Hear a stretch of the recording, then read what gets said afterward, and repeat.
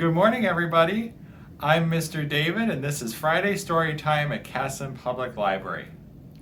On Monday, we're going to celebrate a holiday known as Washington's birthday.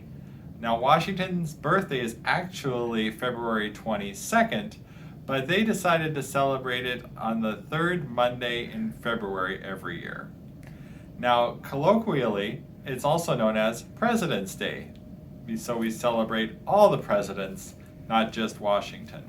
And today, we're going to read a story about President's Day by Anne Rockwell.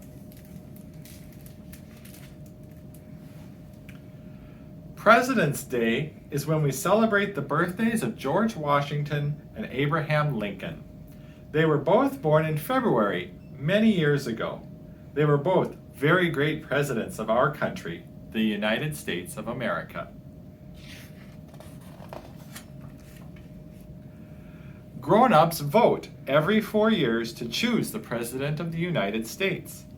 Each person votes for the person he or she believes will make the best leader.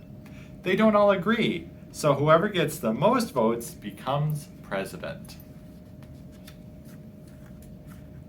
Most of the time. We decided to put on a President's Day assembly program, telling the rest of our school some things we learned about some of our presidents.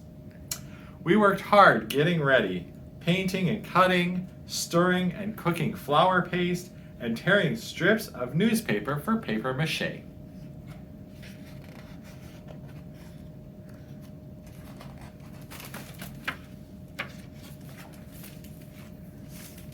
And what did they create? Sam, Evan, Sarah, and Michiko wore the mountain of paper mache we made. Hello, everybody. We are Mount Rushmore, they said together. The faces of Presidents George Washington, Thomas Jefferson, Theodore Roosevelt, and Abraham Lincoln are carved 60 feet high on our hard granite cliff. Now, each of these presidents will tell you a little bit about himself.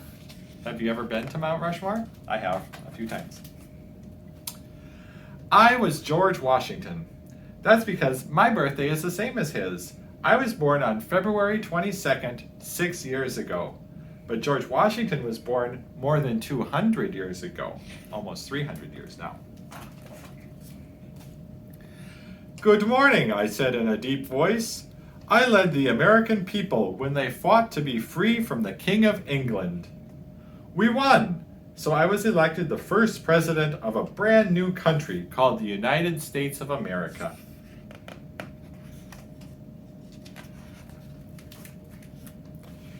Abraham Lincoln was very, very tall, and Charlie is the tallest kid in our class.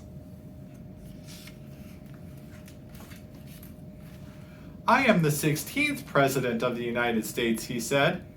I kept the United States together when it split in two.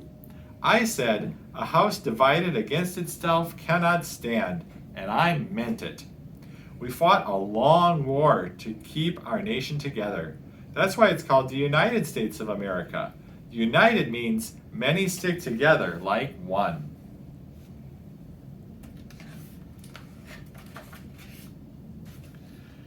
Nicholas is a good writer who can always think of just the right word.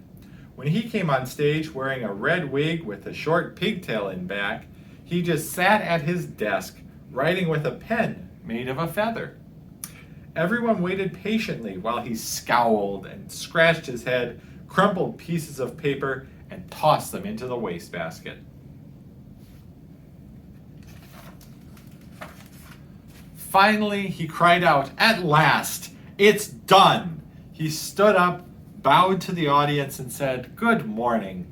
My name is Thomas Jefferson, third President of the United States.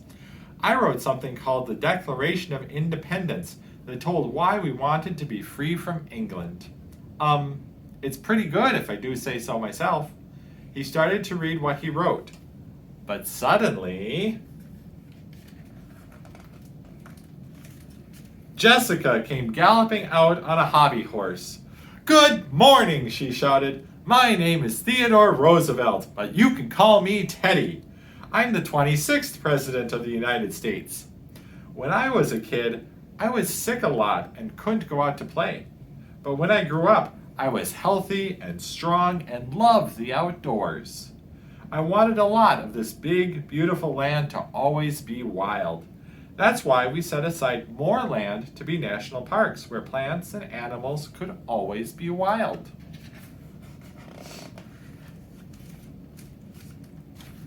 Pablo and Evelyn came out on stage carrying the long mural we had painted of giant redwood trees, the Grand Canyon, Old Faithful spouting, and animals in the Everglades.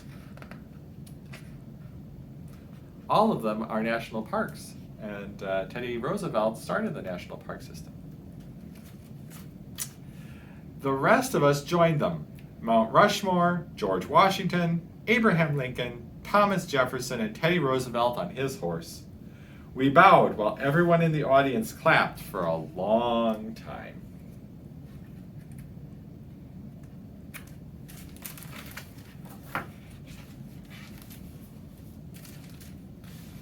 Back in the classroom, we had an election.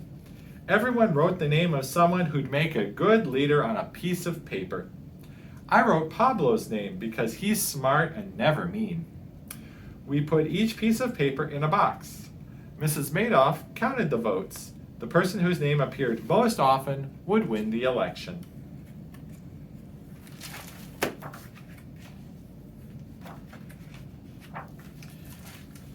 Guess what? I won! Just like George Washington, Thomas Jefferson, Abraham Lincoln, Teddy Roosevelt, and today's President of the United States. Now I'm the president of Mrs. Madoff's class. When I grow up, I want to be the first woman president of the United States of America. Wouldn't that be great? After all, I have the same birthday as George Washington.